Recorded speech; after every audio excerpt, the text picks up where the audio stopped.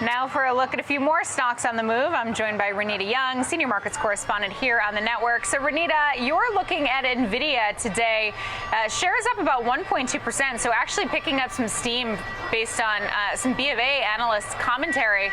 Tell us what this analyst has to say about the chip maker. Well, setting the scene, of course, we know it's up more than 200% year to date. It's got a spectacular performance riding off of the AI wave. And this analyst over at Bank of America feels like this will be a beat and raise quarter when the company reports its results into November, or November 21st, actually. Now, Bank of America is looking for fiscal third quarter sales of $16.04 billion. And BofA says that Nvidia is at the epicenter, though, of recent U.S. government restrictions on shipments of advanced AI products to China.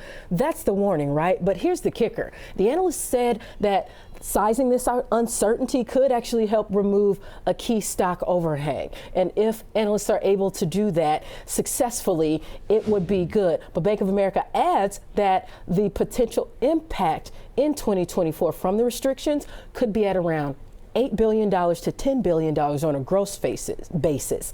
However, this analyst feels like at least 50% of the potential impact could actually be offset by faster growth in other geographic areas and then in more customers as Nvidia continues to grow as it has all year long. The firm currently has a $650 price target on the stock and maintained its buy rating on Nvidia. And Bank of America, for the most part, still continues to see Nvidia as a top pick ahead of those results that come out on November 21st. So still a positive note, noting those government restrictions as a potential headwind, but saying that the strong performance would be able to at least take at least half of the issues off of the table, or so to speak, when earnings come out as well.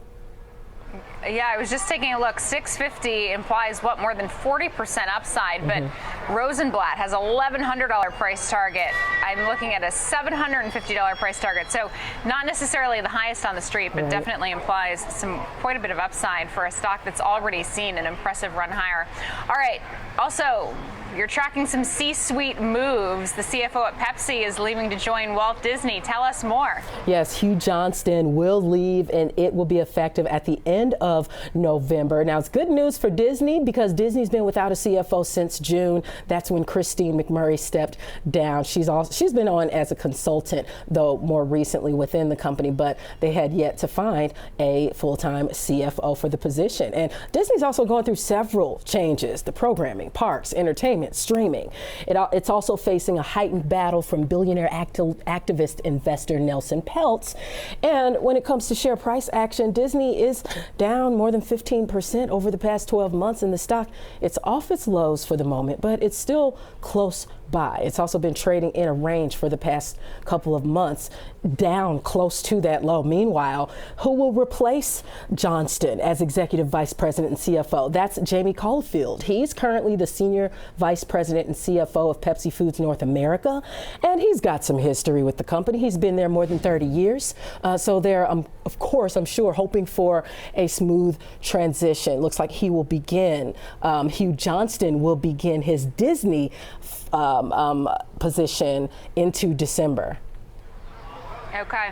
All right, taking a look, Disney shares off about 1.5% today. Could be earnings related. Pepsi shares up about 0.2%, but this is just one of a few C-suite changes. I know there were also changes at Bumble. The CEO is transitioning out, also Beyond, formerly Overstock.com. So big day for some job movement. Renita Young, thanks so much. Thank you.